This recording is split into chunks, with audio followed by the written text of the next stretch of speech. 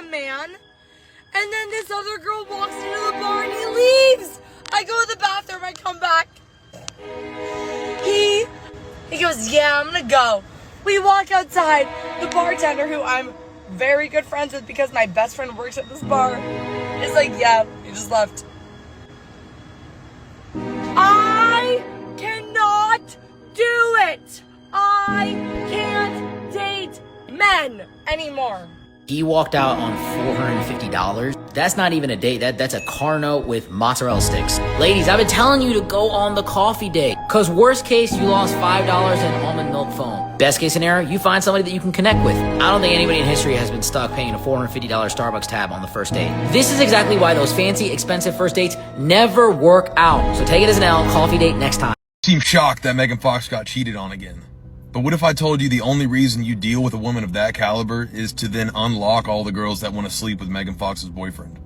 I'm going to explain why this actually makes sense. Megan Fox has been everyone's dream girl since the first Transformers. In fact, her entire acting career has revolved around her sex appeal, with movies like Jennifer's Body and more recently Subservient. So how does one of the most desired girls in history get cheated on? The first thing that you have to understand is that desire sexually does not equate to value and loyalty. The other reason is for something called pre-selection in biology, but we also call it mate choice copying in evolutionary psychology. And unfortunately, this works differently between men and women. When a man gets attention, commitment, validation from an attractive woman, it boosts his dating options. Any attractive girl understands this. When you date a guy and you're an attractive girl, other women look at him as well, because they look at that guy and they say, oh, he bagged her?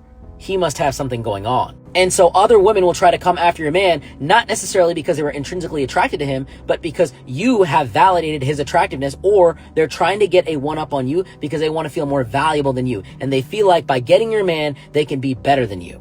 And in the case of Megan Fox, her beauty can also be a curse when it comes to her dating and relationships. Another thing I want to say is that if a man chooses you based on your attraction, you're actually more likely to get cheated on, because his choosing mechanism for who he commits to is based off temptation, lust, desire, and sexual appeal. I don't know the dynamics of Megan Fox's relationships, but I'm sure that her looks and her sexual appeal has a lot to do with her selection in dating somebody. Moral of the story is, no matter how good you look, you cannot beauty your way into loyalty. You have to pick a man that has those characteristics. So choose wisely. I did not have a prenup. I asked for one, and I was told, Ash, I have known you since we were 20 years old. I've watched you build everything. I would never, ever take that from you. And I trusted him. I lost everything that I worked for since I was 17. A lot of my friends were like, Ash, you need a prenup. I mean, I built everything that I have. I didn't come from generational wealth. I didn't come from any type of inheritance. Like, everything that I have, I did it by myself. They're like, you need to protect that. You need to protect that. This is exactly what every man has been saying. You need to protect what you've earned. And for the first time ever, women are supporting prenups because they're making money.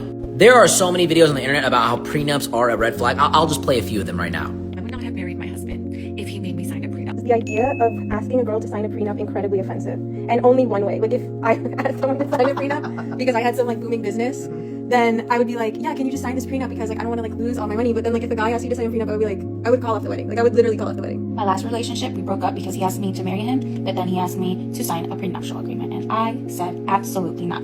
I think that's bogus. I'm not going to sign a piece of paper that says that if you leave me, I get nothing. Like, no, I think that I should have half of everything that you've worked your entire life for. And I think that's fair. And I can give you thousands of videos just like this where women are just talking shit about prenups and how prenups are terrible. It has never made sense to me why people don't support prenups, because if you've worked your entire life to create some kind of income, some kind of lifestyle for yourself, why would you want that to be taken care of if something does not work out romantically with somebody else? If you watch her podcast, it's very sad. It's traumatized her.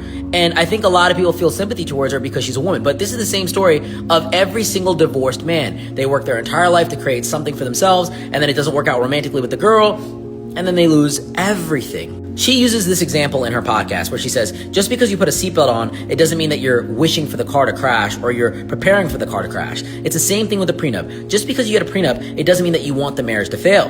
Prenups are just a way for you to decide how things would happen, God forbid if it doesn't work out, instead of the court getting involved and basically just separating assets in a very unfair way. Now that women are more successful than ever, I think we're going to see a lot of women in favor of prenups. And prenups are going to become a regular thing, as they should be.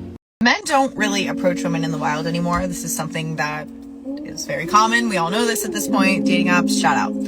I understand it can be intimidating. but I just got a really good compliment. And it wasn't even like a good compliment. It was just like a good segue to like have a conversation. This guy, very kindly, I could see him staring at me and I'm like, oh, here we go, you know?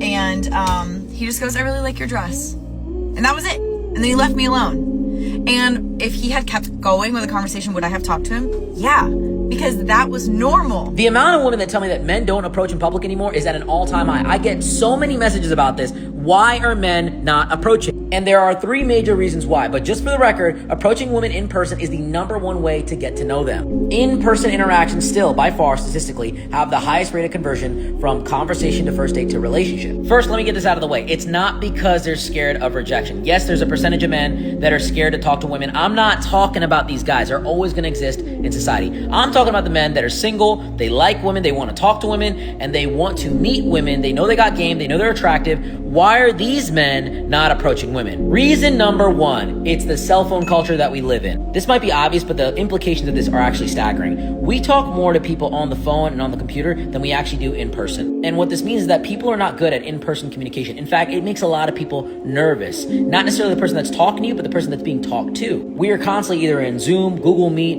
FaceTime, on our cell phones, with our AirPods in. It doesn't create a good environment for people to approach. If I see someone with their AirPods in, looking at their phone while they're on the street, I'm not gonna go disturb them because I don't know what they're doing. Number 2, because the convenience of the internet, social media, and dating apps. I know some of you might not be a fan of internet dating, but guess what? It works. People are meeting online, whether you like it or not. Going out in public, finding a girl that you like, finding out if she's single, then trying to find a good time to approach her is a lot harder than sitting in your bedroom, sitting on your toilet, and just mass messaging girls that you can find and source through the internet. Personally, I think the internet is great for connecting people, but I'm not a fan of keeping the conversation over text, over the phone. I like to meet people and talk to them. Last but not least, this is the biggest reason, in my opinion, and I don't think people are talking about it enough, and it is the risk of being called creepy. A woman can reject a guy. There's nothing wrong with that. But a lot of men that have approached women in public have been shamed, have been ridiculed. They've become some TikTok story where a girl's talking about her day. Oh, this guy approached me. He was like this, that, and the third. And they don't want to deal with that anymore. No guy wants to be labeled as creepy. And approaching a woman, then to be laughed at, then to be mocked, then to be basically harassed after the fact with internet content, it's just not worth it for a lot of guys. And 100%, this is not all women, but there are a lot of women that go online, that talk about it, that gossip, and make fun of men for trying to shoot their shot with you. Women with pretty privilege make men jealous. Oh, they're gonna hate me for this one. It's a lot of men out here that look at women who have pretty privilege and just feel like life is too easy for them. And that's where the jealousy comes in. If a woman wants to get on a yacht in Miami, all she has to do is be pretty. And some rich guy's gonna invite her on a yacht. If a man wants to get on a yacht in Miami, he gotta go pay for it. So these experiences that men be feeling like pretty women don't have to work for breeds jealousy. I gotta stop that. Now, this is not all men, because there's some real ones out here that know. Life is what it is. We take the double standards and we play our role. But it's a lot of, I don't know what to call them, that be feeling some type of way. Pretty privilege is definitely a real thing. Like, if you look good enough as a girl, your life is free. You get taken out to nice dinners, you get flown out to different cities, you get taken on shopping sprees, and it's definitely unfair being a man watching that all go down with people that are just the same age as you that have done a lot less than you. There's definitely a small sector of men that experience this as well. It's like 1-2% of men.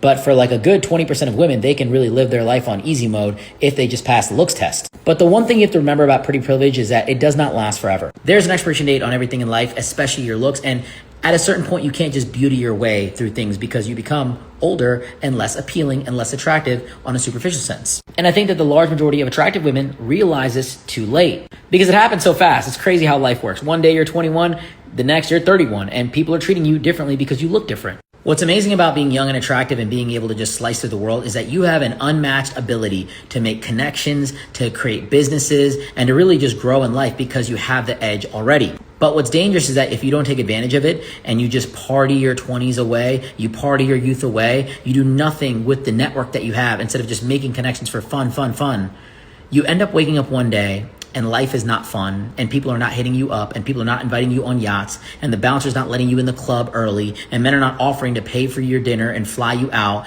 and you realize that you have nothing. And men, typically, we don't have to deal with this because we never ever get that kind of treatment. So yes, there are women that can get whatever they want just by being pretty, but it almost can put you at a disadvantage because it can create a lot of ego. It can make you narcissistic. It can make you Machiavellian. And if you don't utilize that and you get very comfortable with the lifestyle that's constantly just giving to you, it can actually be a disadvantage in the long term.